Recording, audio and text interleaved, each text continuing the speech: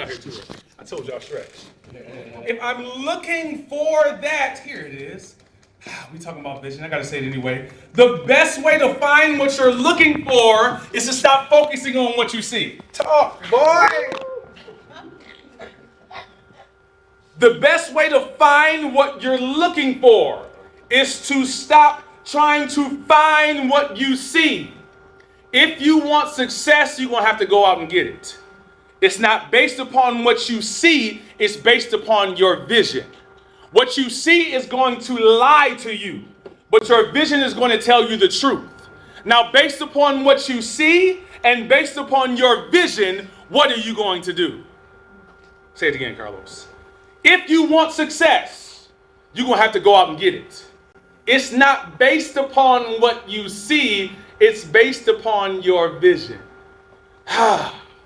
When you're looking for something, the eyes can lie to you and tell you that you can't see what you see, but you know you see it. You ever stand on the beach and you see the sky and you look off into the distance with the water? Come on, go with me. I was in Cabo. I was on the beach looking good. I work out to look good in the suit, and I work out to put some trunks on. I was walking out there, and this woman said, somebody need to take pictures of you. I said, go on, do what you do. Go ahead and do it. Go ahead and do that. Go ahead and do that. When you're standing there on the beach, it looks like the sky touches the earth. I don't know if you're ever like me. I grew up in the hood, so I grew up in a neighborhood where there were train tracks. If you stand at some train tracks, don't do it when the train's coming. All right, please don't do that. So if you stand at the train tracks and you look at them off into the distance, they look like they meet. So my eyes are lying to me. My eyes are telling me something that's not there. That means if your eyes are lying to you, watch this. Your eyes are lying to you when they're telling you that your vision is not there yet, but you know something inside you tells you this is what I'm supposed to be doing. Talk to him, love. I know this is what I'm supposed to be doing, but I don't see it yet. That's the problem. You're around people who can't see it until they see it. Wrong people. My grandfather was a pastor, and he built this church. So he had this church built. He extended the back of the church. So say there was a wall here, but he blew the wall back. Before he blew the wall back, he would get up in front of the congregation every Sunday and tell them, we're going to expand this church. We're going to blow this wall back. But the wall was still there. This member came up to him and said, I just don't see it. That sound familiar? I just can't see it. Yep. Months went by, about a year went by, he blew the wall out, he extended it, put mirrors up, made this elaborate choir stand. Same member came up to him and said, I see it now. He said, of course you can see it now. Everybody can see it. You need to be around people who can see what you see before what you see shows up. You need to be around people. I ain't mean to go here, but I'm going to try to get into these slides, y'all. Tosh, keep me on time. Cut me off if I talk too long. You need to be around people who show you who you are when you don't know who you are. Yep. There was this bird that grew up around chickens. And when it grew up around these chickens, the problem was it felt like it could fly. It kept feeling like I can fly. But chickens don't fly. How many of you know that? If you don't know it, you just learned today. Good for you. Good for you. Chickens don't fly. But he kept feeling like I can fly. And he grew up with all these chickens. And they kept saying, man, you're going to jump off the cliff and you're going to find out what chickens really do and what we don't do. We don't fly. But he kept feeling like he could fly. They walked by this river one day, saw a reflection of himself, and said, I look a little bit different than the rest of the people around me. Kept living. Feels like I can fly. They kept telling him, you're crazy. You can't fly. Chickens can't fly. That's not what we do. One day, while he was outside the chicken coop, an eagle soared by and landed on a branch. He remembered, watch this, the reflection when he walked by the pond looked just like the eagle that landed on the branch. All this time, he was an eagle hanging around chickens. So he felt like he could fly. People around him knew that they could not fly, so he was limiting himself based on his association. Here's the conundrum. We're going to try to get into this. The conundrum is, I know you want to fly and you want to be around eagles, and you find yourself around chickens, how can I get around eagles? I'm glad you asked. Powerful people ask powerful questions because questions steer focus, right? When you ask yourself the right questions, you come up with the right answer. How do I change myself? How do I get around other people who are better than me? You don't do it like this. You say to somebody rich, hey, oh, I want to hang around you. You're a nice guy. I want to be your friend. Can I be your friend? What would you say? No, that's a little weird. That's a little weird. Right? That's a little weird to introduce yourself like that. You know what you do? It goes against almost everything that's inside of it. You change yourself. Once you change yourself, these other people start to be attracted to this new self that you are. Here it is. You will know where you'll end up in the next 5 years based on the books that you read and the conferences that you attend. That's where you're going to end up in the next 5 years. Books, conferences, what I mean by that, YouTube, university, conferences like this, flying out to different conferences. Where I work right now, I've got about 30 staff for me working. I'm going in December to a conference on leadership and top executives. I'm going to a conference to better myself. Rhetorical question. You don't have to raise your arm. You can say amen, say ouch. When the last time you read a book for yourself? Conferences are great. You go to your job, they send you there. Here's a good book to read. I'm working on my master's, working on my PhD. Here's some good literature to read. That's really good. When's the last time you just read a book just to become better for yourself? Here it is, and it don't impress me by how many books you read. What impresses me is how many times you read the same book. Bruce Lee said, fear not the man who's mastered 10,000 kicks. Fear the man who's mastered one kick 10,000 times. Can I go deep? Somebody talk to me. Deep water. You ever watch, I love it, a movie, and then you go watch the movie again, and you see something the second time that you didn't see the first time? Oh, y'all better stretch. Do you think they went and reshot that movie?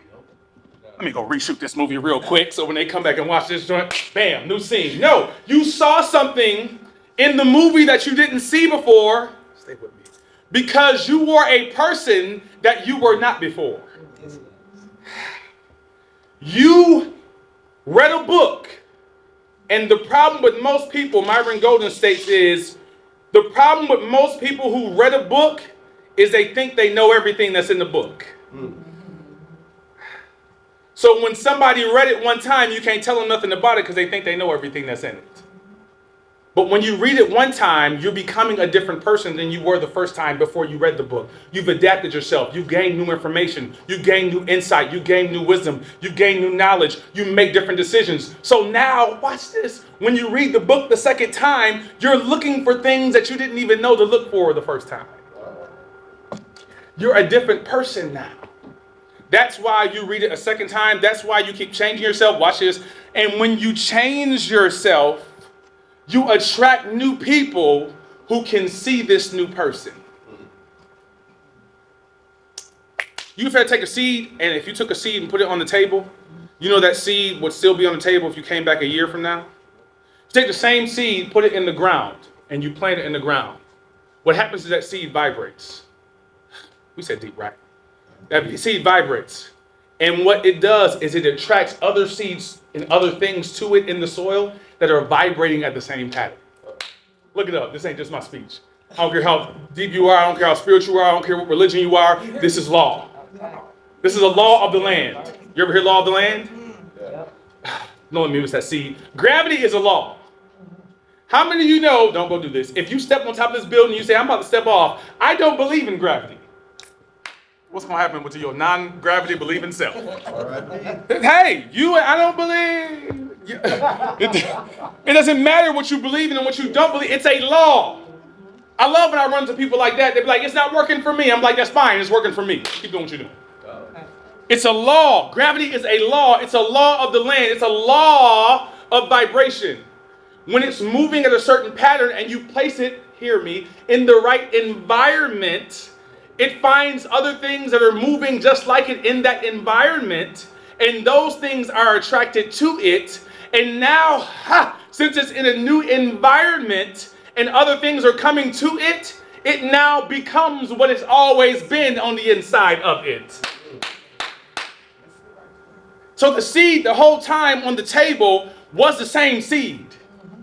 But the seed became what it was supposed to be after it got into the right environment with other things that were like it. You ever be around people and they say, you different. You're not like the rest of them. That's one time you be like, thank you? I don't know, is that a compliment or is that some shade you just hit me with? I don't know.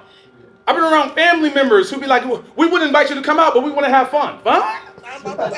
I'm not fun. I'm fun. You're just not like some other people. So watch this. Not only will you attract other people who are like you, other people who are not like you won't want to be around you. You know what the problem is with most of the propensities of people? When those people who are not like you leave you, it's not that they want to stick around you. You go back and try to pull them with you. You can't take everybody with you. When you're changing and people fall off, let them fall off. They're not like you. They're different from you. They're not vibrating like you. They're moving at a different pattern than the pattern that you're moving on. So you can't be like them to continue to move like that. All right, let's define this vision. Defining is continuous. So when you define a vision, some people who raise their hand and say, I do know my vision, that means you still need to continue to define what the vision is. You don't arrive to a place where the vision is done. You're still here, right? You're still breathing? Last time I checked, I saw everybody do that when they came in the room. If you're doing that, then the vision is still being defined. If you're saying, no, my vision is done, that's like saying, I took a shower last year. I brushed my teeth last week. Really? Really? No H word for you. That's something that's continuous. Definiteness. A definiteness of purpose is something that continues to happen and continues to go on, and you keep doing this thing to get closer to the purpose, and you keep refining it to get closer to what your vision actually is. Here it is. Once you refine it, this is the thing that I felt. I refined it, and I kept feeling like I was going to lose people who may be the people I'm supposed to serve. So that's the thing that you feel like in your mind. Man, if I keep finding this thing down, I'm not going to, no. A thing that's for everybody is for nobody. Once you refine it and define it, watch this. The people who it's not for, they going to want some of it too. The people who it's not for, they're like, what they doing over there? What's happening over there? Let me see what that is. How can that serve me? So when you're defining your purpose, it's something that you're continuing to do. A definite purpose is to continue to refine it to get to the place where you're supposed to be. I will play this. I don't know if I got time to do it. All right. So when you're defining your purpose, all at the same time, you're getting rid of something. Who got a loud voice in here? I need somebody with a loud voice. Somebody talk to me. He said, not me. Why they pointing at you? I said I'm ready. Why are they pointing at you? You ready? You ready? You ready? How many of you know that people who know you by different names, they know you by different names based upon when they knew you from somewhere? That's right. Right? If somebody so you're going to say, give me your name again. I got about 8 of them. Santanja, let's work with that. We're going to work with Santanja. Somebody say, hi, Santanja. We're going to work with that one. When I walk past this here, I just want you to say, yo, Los. You can do that for me? All right. We're not going to do a check. Okay. Right? When you're defining the purpose and the vision for your life, watch this. Your vision is a distraction to everything else. Say it again. Your vision is a distraction to everything else. The reason you got so much time for everything else is because you haven't refined what your vision is. Fellas, talk to me one time. I love sports. Somebody just say it again. Say he loves sports. I love sports. I love them. I love college football. College football is the best. Coach Prime, Deion Sanders, Colorado. I'm a bandwagon fan. Call it what you want. I played DB in college. Talk to me. Talk to me. Yeah. Right? So I love sports. I can't tell you who won the Super Bowl the last 5 years. Last year, year before, I can't tell you. I can't tell you who won the NBA championship. I'm not talking about you, all right? I'm talking about me. I can look it up. I'm sure I can Google it. Right now, I'm not joking with you. I honestly don't know in my mind right now who won the NBA championship last year. I don't know. I can tell you. I know. For me, I love sports. So it's not that I don't love sports, but I have to get rid of other things because your vision gets rid of distraction. That's good. A distraction is not something that you always are willing to give up. A distraction is that thing that you don't want to give up. So for me, I love sports, but I had to eliminate it and stop watching it because it was taking up too much of my mind's time. I'm sorry. Because I'm gonna get to you. I'm gonna get to you. I'm sorry. You know what I'm saying? I'm sorry. Because I don't play spades. I'm sorry. I said I'm sorry. I'm sorry.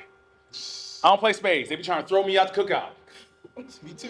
See how you just looked at me? You said, what? I'm saying a couple good things. And he said he don't play spades. What? Somebody last time I said that in the conference, they said, we taking your black card. I said, my goodness, no, don't do that. You know why I don't play spades? I'm good at it.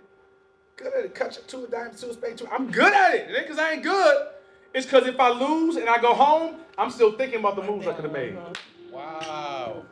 Dang, he threw the tools back and threw the tools. I could have helped Big Joe. He said, Big Joe, man, we could have waited up. Bam! What was you doing? No. Wow. For me, I'm not talking about you, for me. But if I hit you, I ain't trying to miss you. I can't play Madden. I can play. I just don't play. I'm not talking about you. Yeah. If I hit you, I ain't trying to miss you. Because if I play Madden, I'm strategic with it. I play checkers. Everybody else is playing chess. I played the game on the collegiate level. I understand what the game is. You really know why? We still don't get there, y'all. Don't think I forgot. You really know why people get upset in the fourth quarter when they throw the bomb for 70 yards and my boy dropped the bomb? You're like, boy, you get paid to do this. You know why coaches be in the coaches box upset? Like, I can't believe this. Because they've been setting that thing up since the first quarter. Yeah. They've been setting it up since the first quarter. And setting it up and setting it up and setting it up and setting it up and setting it up. And then when it does not happen, they're like, I can't believe this failed. When you're setting something up that long and putting that much effort into you, make sure you got people who are experts around you who can execute when it's time to execute what you've been working on for the last 5 years. All right, let me get out of that. I love sports. But I don't watch it because my vision gets rid of distraction. I'm gonna show you this lesson. This is gonna be real easy. When I go by this thing, you're gonna say YOLOs, okay? Just when I walk, I have no destination.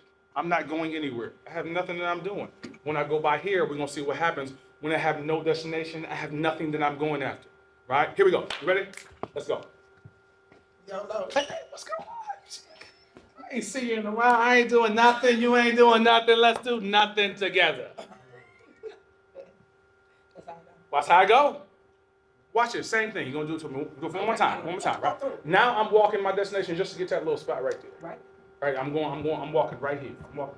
That's my YOLOs. goal. No, you ain't passing up that right. That's my destination. That's my vision. I'm collecting gold. I'm clicking $200. Call me YOLOs when we go right there. Right. You got me? I got you. Here we go. Watch this. YOLO. Hey, I see you, but I got YOLOs. somewhere I'm going. And I'm going to keep calling. YOLOs. And don't let me too. YOLOs. Did you see the slight difference there? Yes. When you have no vision, Yes. no goal, anything that calls you, pulls you towards it. When you have a vision and a goal, it doesn't matter the things that call you, you don't go towards them because you have somewhere to go. The most dangerous thing of having no refined vision is the things that quote unquote don't look bad. Watch this. It's easy to spot. I ain't got time for that. I ain't trying to do that. I ain't got time for her. I ain't got time for him. It's easy to spot the non-things. What's not easy to spot is the things that aren't bad for me, but aren't good for my goal. Those are the things are usually distractions that are pulling you off, and you find yourself doing something that doesn't mean anything. It's not bad. They say money is not good, it's not bad, it's a magnifier. Like he's stingy, and he got all that money. No, he was always stingy. He just ain't had no money to show you how stingy he was. It doesn't matter. You can take $100 and bless somebody. You can take the same $100 and tell somebody to go beat somebody up. It's not the money, it's the person behind the money. Things that pull you off are usually things that aren't necessarily bad, but it just has nothing to do with your vision or your goal. But if you have no vision or your goal, you find yourself off the goal. Why? Because there's nothing that's keeping you on the goal. Here we go. I ain't got time to play this. No, I'll talk about it. What part of the vision are you in also? Here it is. Not just one, you may be part of different visions. I heard somebody say, I don't never want to own 100% of no business. Because then I got to do all the business. They missed it. That's right. Can I give you this one for free? When you partner with people, when you get a slice of the pizza, usually the slice is bigger than the entire pizza that you could have all by yourself. Did you hear that? When you partner, sometimes people think, oh, well, I want to get a slice if I can have the whole pie. But what if the slice is bigger than your whole pie? That's partnering with people. So when you're defining or refining the vision, what part of the vision do I play a part in? Because sometimes you cast the vision, sometimes you carry it out. Sometimes I'm here to cast, sometimes I'm here to carry out. Which part of it? Anybody ever heard of Steve Jobs? Okay. Number one. Anybody got an iPhone in here? Yeah. You got an Android, I'll pray for you. I'm sorry. Green text message people, I'm sorry. Anybody ever hear of Steve Wozniak? Some have. Not me. Here's the thing with Apple. Steve Jobs. He was portraying Steve Jobs. He was portraying Steve Wozniak. I ain't got time to play kid. Steve Jobs came up with ideas. You know Steve Jobs never made an iPad? He never put one together. He never put an Apple phone together. He never put a Mac laptop together. He never put an iPad. He never put any of the parts together. Did you know that? But 5 years before the iPad came out, he could tell you everything that it could do. Steve Wozniak was more the engineer. Steve Wozniak was the person who took some of the ideas, the engineering parts, put them together, found the other engineers to help to make some of the technology that was needed to carry out some of these parts. What part of the vision are you in? Steve Jobs came up with ideas that he could not carry out. Steve Wozniak carried out ideas that he couldn't come up with. Wow. That's my friend. That's my friend right here. What part of the vision are you in? They're different parts. Steve Jobs came up with ideas he could not carry out. Steve Wozniak carried out ideas that he couldn't come up with. In this scene, one of the most cold-blooded lines I've ever heard in my life. Steve Wozniak comes to Steve Jobs. You know when Steve Jobs used to come out and introduce the next big Apple product, and they'd be standing on their feet, and he'd be walking around talking about, we're going to come out with the new iPad. Before that, he was sitting in the back, and they had a conversation. Steve Wozniak, his partner, came up to him and said, "What do you do?"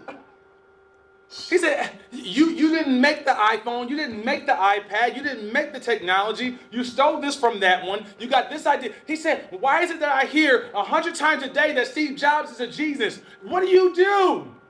Steve Jobs said, I play the orchestra. And he said, you sit right over there and you play what I tell you to play. God. Watch this, one of my sayings. Leaders give talented people something to do.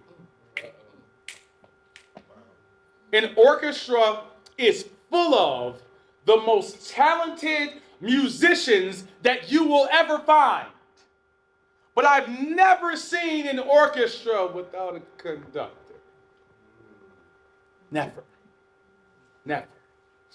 Both parts are necessary. The conductor needs the pieces in the orchestra. The pieces in the orchestra need the conductor both to carry out their part, their role. I write theater. Been doing it for about 21 years. I write plays and songs that I can't act out and sing. I have other people who can play these parts and sing riffs and things that I could never do. But they need me to write the things that they do. You need each other. It's necessary. Somebody say necessary. Say it again, necessary. Do you know, I'm going to put this pressure on your shoulder, do you know somebody is waiting for you to carry out your vision so that they can carry out theirs? What do you mean Steve Jobs came up with ideas that he could not carry out? Steve Wozniak carried out ideas that he could not come up with. He needed somebody to come up with the ideas of greatness so that he could move in his greatness. Somebody is waiting on your greatness for them to be great. Put that pressure on your shoulder. It's not about you. It ain't about you. It's about the other people who are waiting for you. They're waiting to play a part in your vision. They're laying up at night. They're waking up early in the morning. They're trying to figure this thing out. There's something I'm supposed to do, but I don't know what I'm supposed to do because you haven't done what you're supposed to do, so they can't see what they're supposed to do. It ain't about you. Somebody say, it's not about me. It's not about me. I'm in with this. Come get this thing away from me. I ain't got no mic on, but just turn something off and get me out of here. You ever hear the law of one nail? Like a nail that you drive into a board? The law of one nail states that in order to get one nail that goes into a wall, you have to have somebody who can go into an iron ore to ore out this nail. That person that goes out and has this job and works in some type of factory or such to get this nail, that person needs clothes. So that person needs somebody to make clothes. Slow down, let's talk to him. That person that needs clothes also needs to live in a house. And in order to live in a house, he's a contractor and somebody to come up with engineering to make that house. That person who lives in a house that needs clothes also needs some food. So since he or she needs some food, he needs a farmer to go and farm the food, put it in the grocery store. The grocery store needs somebody to work in the grocery store to process the food that the farmer put in the grocery store for the person who needs clothes in a house to be able to go and get the food and come back to put on their clothes in their house. Right there, you've got more than 800 jobs because of one nail. It's not about you. It's about the other people that are connected to what you are supposed to do. That's why the pressure is on you. Because if somebody can stop you, talk to me, they can stop everybody else just by stopping. That's the pressure of the vision that you carry. That's why it's so heavy. That's why you feel like you're crazy. That's why you feel like I ain't good enough for this. That's why you feel like I failed this time and time again. I don't know if I'm supposed. That's why you felt like maybe I ain't supposed to be doing this. Maybe this isn't my purpose. Maybe I don't have a purpose. Maybe since people aren't showing up, this ain't what I'm supposed to do. It ain't about other people showing up. Your gift works wherever it's supposed to work. Can I say this? Somebody say it. Yeah. Your gift works even when you're not on the level where your gift is supposed to work. Wow. What do I mean by that? The baddest boy, come take this thing away from me. The baddest boy ever known to play ball downtown, Richie Campbell. If you ever go to Buffalo, New York, you know about Richie Campbell. The boy was tight. The boy was cold. Played in the city. He went and played in the suburbs. After he played in the suburbs, he was supposed to go play in college, and he was definitely supposed to go to the league. Unfortunately, he got caught up in the situation, and he murdered somebody. Years later, I was playing ball with my boy who was a CEO. He said, yo, you remember Richie? I said, yeah, I remember Richie. The boy was cold. He said, man, he in jail killing. I said, what you mean? He said, he ain't lost a thing. They missed it. Come get this, E. That means his gift was supposed to work in the NBA. And you tripping about not being on the level until you exercise your gift. His gift was supposed to be in the NBA, but his gift was still operating in jail. Why? Because you can't separate me from my gift. It's my gift. I don't need a level to exercise the gift. The gift is going to show up on whatever level I'm on. My job is to not give up on the level. So when I get to the level I'm supposed to be on, my gift is seen by others who say, how long have you been doing this? I've been doing this on all the levels.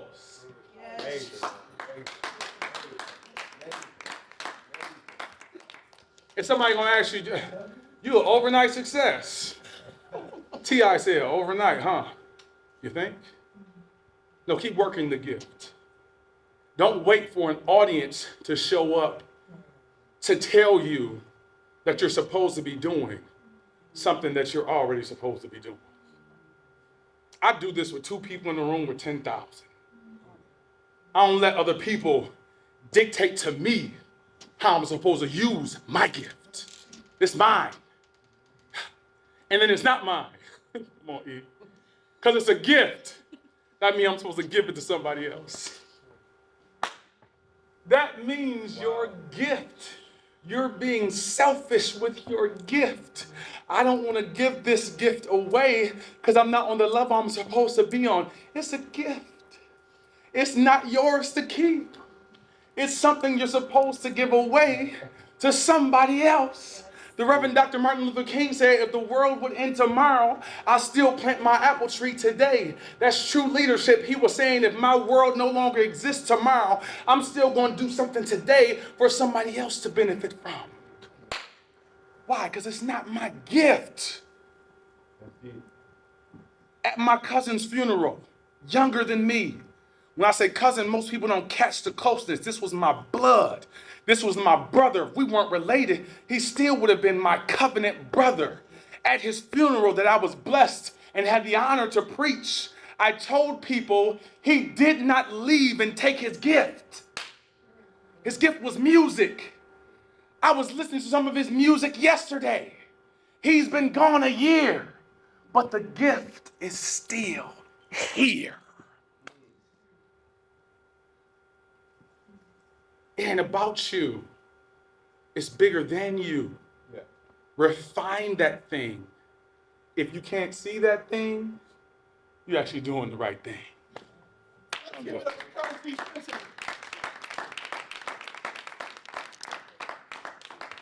I was like ready to run through that glass door back there. How many excited about going out there and exercising their vision and actually giving the word their gift? How many get excited about that, right? Oh yeah. Oh yeah. Oh yeah. All right, so we're going to